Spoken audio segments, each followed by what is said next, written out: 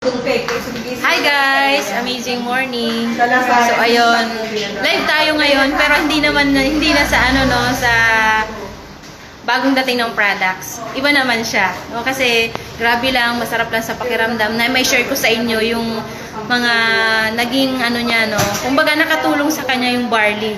Testimony niya na talagang proven and tested yung barley natin. Share ko sa inyo kung bakit nakatulong sa kanya, paano nakatulong sa kanya yung barley, no?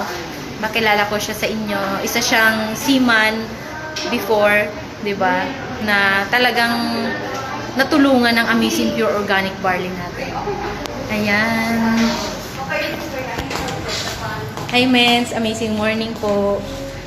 Ano nga po ulit pangalan niyo, Mens? Joel Lasda. Mentor Joel. I-ano nyo lang po, no, paano po sa inyo nakatulong yung barley, tapos ano po yung background nyo? Una po, isa pang seaman ako sa passenger ship. Isa po, ang trabaho ko po sa barko ay chef. Yung mga 2018, yung palis ako, nagkaroon po ako ng singaw sa dila. Tapos po, ginamot ko. Tapos minsan wala, minsan hanggang sa umuwi ako, hindi pa rin siya, bumabalik siya. Ngayon, kung umalis na naman ako, hindi naman sa medical ko kasi hindi naman ako, alam ko, wala akong sakit. Ayun po, nung pandemic, nag-lockdown po kami. 1 month ako, hindi ko nagtrabaho. Nasa barko lang kami. Tapos nung pauwi kami, yung sinakyan namin yung barko namin kasi wala nang supply. Tapos pagdating namin sa Manila Bay, halos 2 linggo pa kami. Swab test kami. Pero wala pa naman akong okay lang yung nararamdaman ko. Kaya lang po, nung nasa bahay na ako, siyempre, naghintay ako nung magsimula yung operation namin. Noong 2021 po, sumawag yung opisina sa akin na aalis na ako April noon. Yun po, nung pinabaksin nila ako ng COVID. Kasi hindi naman pwedeng pumunta kami na wala kami vaksin.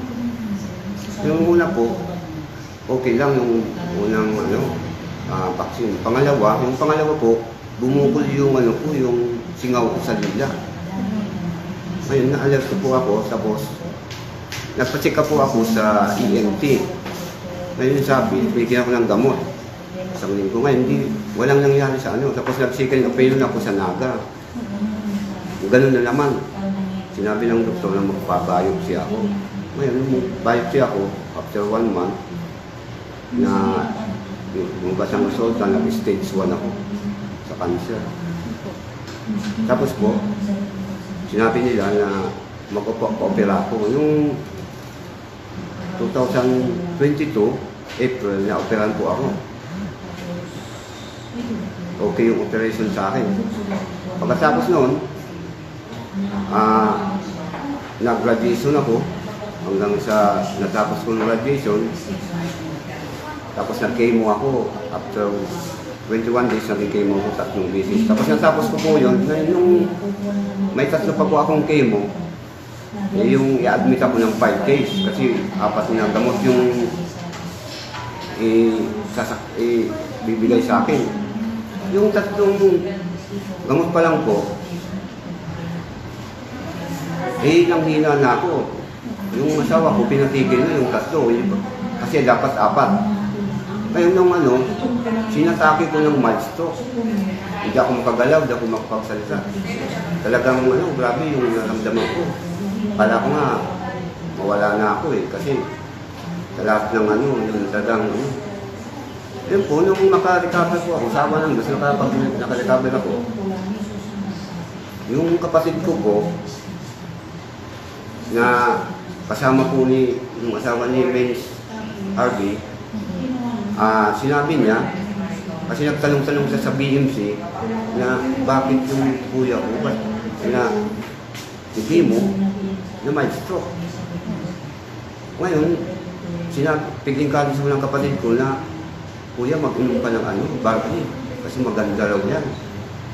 Ngayon, yun nga, pumunta si Vince Harvey sa akin, nag-explain niya sa akin, tapos po, talagang nag-ano ko ng package kasi gusto kong maka-build ng 50% discount dahil alam ko, talagang inaano ko, talagang nasa isip ko, makakagamot sa akin yun kasi yung nasa barko pa ako, narinig ko na to, yung baril na yan, may nag-share sa akin ng yung kasama ko niya. Eh, hindi, uminom ako ng 1 month. Ngayon, pinahinga ako ng hospital ng doktor na 1 month na bago ko yung chemo ulit. Kasi may 2 pa akong chemo na dapat daanan ko kasi 3 beses dapat. Ngayon, uminom nga ako nung makumpay na ako, uminom ako, nagtatawanan nga kami ng miss kasi pag uminom ako patago. Sinasago namin sa hospital. Dito yun yung chemo ko, ganun naman, parang nanghina ako. Siyempre, hindi ako makakain. Kaya lang, hindi na ako na atake ng mild stroke. Sige lang tulog ko. Tulog. Ngayon yung anak ko, hinigising ako ng miss ko na kumain ka kasi baka lagyan ka ng UGT na naman. Sabi naman ng anak ko, mama, pabayaan mo lang, baka gumising yung papa. Ano yan, baka maghingi ng pagkain, baka magutom. Yung pag umaga, mga 5 ng umaga, nagising ako, nagugutom ako. Nangingi ako ng pagkain. Ngayon, pagkatapos nun, tuloy-tuloy na, sige lang inom ko. Basta yung sinabi niya sa akin, sige lang inom lang ako niyan. Eh hanggang ngayon, kaya sabi ko, isa yun sa nakagamot sa akin dahil nag-MRI ako, nag-CT scan, malinis na. Malinis na. Wala na siyang Kaya nga sabi ni doktor, alam mo niya, pinagbubugaan ako sa'yo eh. Yun ang sabi niya. Ngayon, sabi ko yung doktor, Dok, iyon ko ba ang gamot? Ay, hindi na. Kasi wala na eh. Itatrack na natin yung isang chemo. Hindi ka nadadaan dyan. Hanggang ngayon po, kaya tuloy-tuloy yung ininom ko dahil hindi na alam na may ininom ako na barley. Hindi ko pinaalam kasi. Oo, kasi papay-stop sa'yo yun. Kasi baka iniisip ko baka ipa-stop sa akin. Ano yung maintenance mo ngayon? Maintenance ininom? Yung capsule, saka immunity. Yan ang maintenance ko. Yung dalawa na yan. Thank you, Lord. Grabe. Kaya kami minsan, Thank you, Barney. kaya salamat talaga sa Bali dahil Amazing. siya talaga yan, amazing Bali. Kasi marami nagsasabi, pag nagsisira ko, kasi may nasiran ako, yun nga yung hindi ko niya asahan na mag-aabit ng gano'n.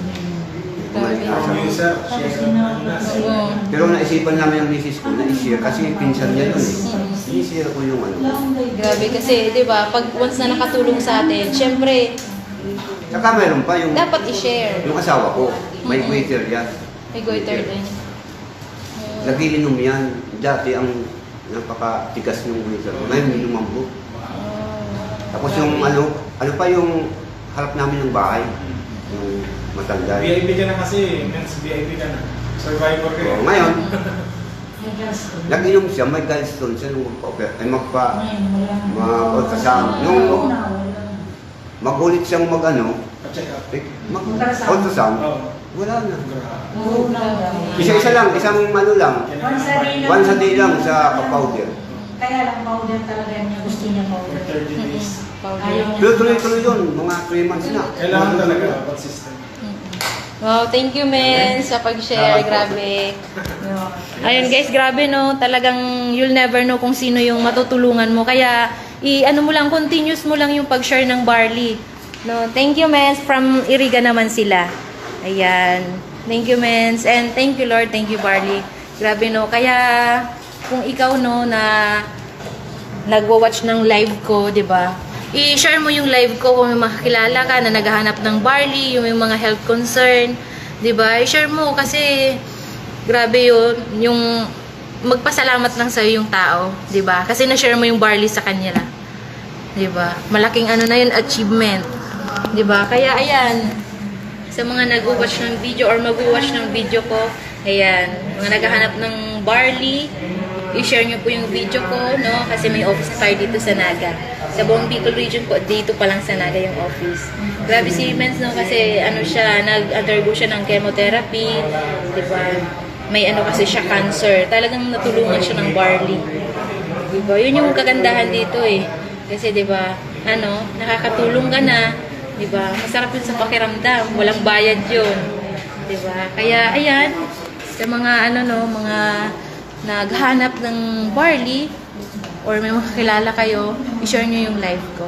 So, ayun lang. Thank you for watching.